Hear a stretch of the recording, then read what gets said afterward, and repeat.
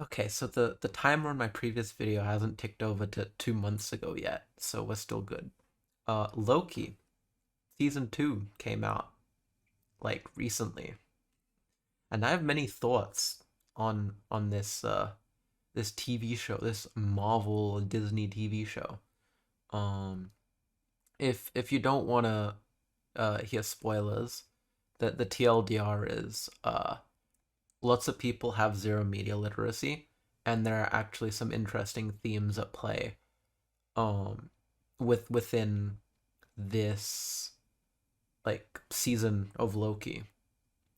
And from now on, if you don't want spoilers, spoiler culture is dumb, but anyway, uh just stop watching the video, I guess. um anyway, spoiler talk.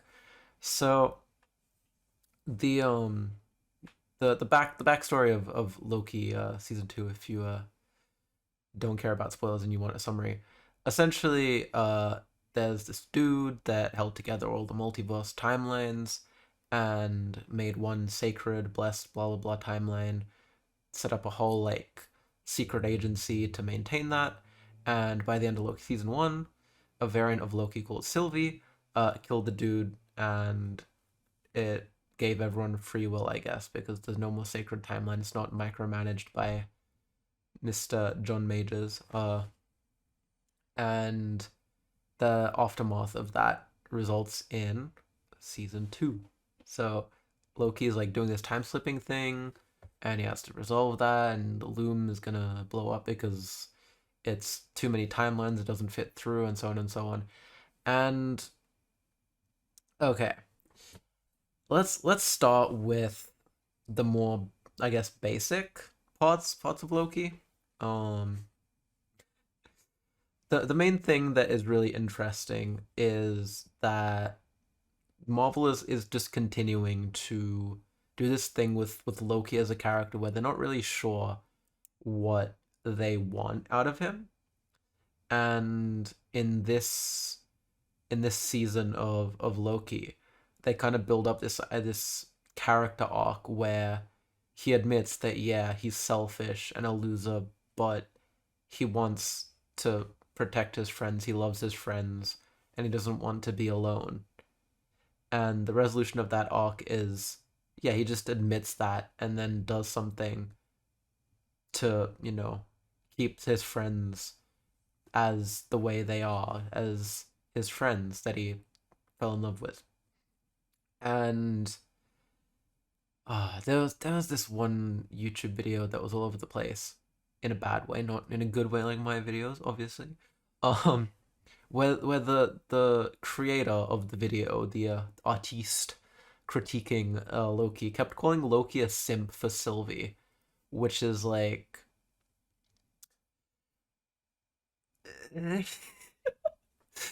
like who? I don't remember if they like kissed or something in season 1, but in season 2, it's like it's absolutely not a romantic kind of love. I don't read it as a romantic kind of love. It's more of a platonic way. It's like, oh, this person really gets you, and that results in the interactions that we see, where yeah, like they're very close friends, but to an extent, like Loki is very close friends with the rest of the TVA crew as well, and that's his whole character, right? He doesn't want to be alone anymore. But this is like this kind of contrasts to his like arc in like the Avengers movie where he's like after power and all that, and it's very weird. But I like this characterization of Loki. Also, he is literally a deity, a god. So to say, oh, there's just the multiverse threads that are dying and he saved them. It's just magic. Yes, yes, it is magic. Get over yourself.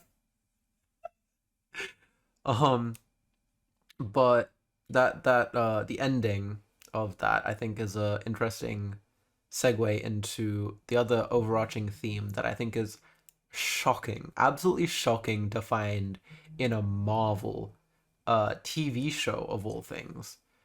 Like back when it was Netflix, they actually were quite ambitious and like small scale stuff with like Jessica Jones and like Luke Cage was actually pretty good. But anyway, in Loki season 2, they grapple with this idea of like this very leftist idea of like, okay, reform versus revolution. And to see, I'm putting my hands like to my head, like mind blown type thing. I can't do that with my avatar, unfortunately, but to see this like debate play out thematically and quite explicitly in, I believe, episode 4 or 5, in one of the scenes that I've seen people deride as, oh, why are they eating cake? Um, no, it's character building and it plays into the themes. Like you hear them discuss this. The reform versus revolution thing, like how did that happen? How is this in a Marvel show? And it's very interesting to see that like Sylvie has this idea of revolution where she just kind of she does the revolution, she kills the big bad that's controlling everything and gives everyone free will.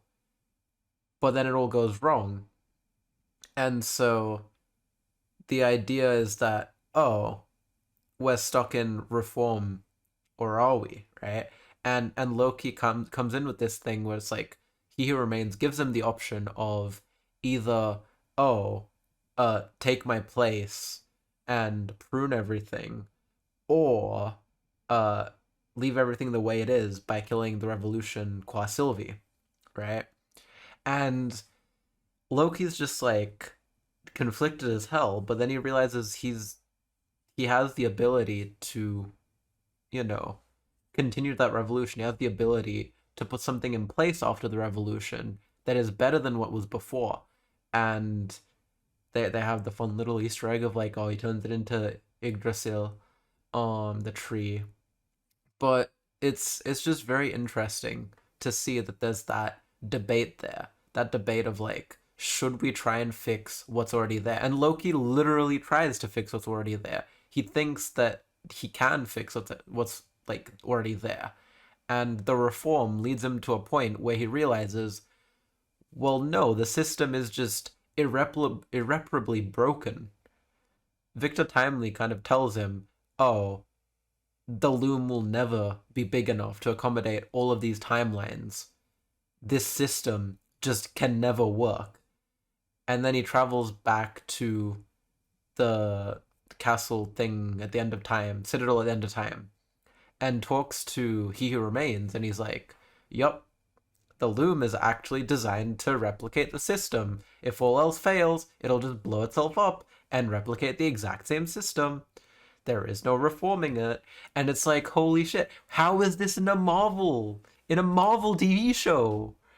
They they just they have this theme of, oh yeah, the system is literally fucked. The system is broken. And Loki kind of, yeah, he has to admit that Sylvie was right. The system does need to go. You need to put something different in its place, and he does that. He accepts that and he continues the revolution, and I think that that is thematically very cool. Um, yeah. Um, I guess the one last thing that I'm gonna say about this show is that the time slipping sequences are very well done. Like all the time travel stuff, it it is very um it engages the audience very well because you're trying to piece together the puzzle and then it slowly gets revealed through the show of how everything fits together. I think that's really good. Because you could have guessed that in the first episode when they're extracting Loki with the whole pruning thing and the shoot the thingy into the loom thing, you could have guessed that it was Loki from the future that came and solved everything.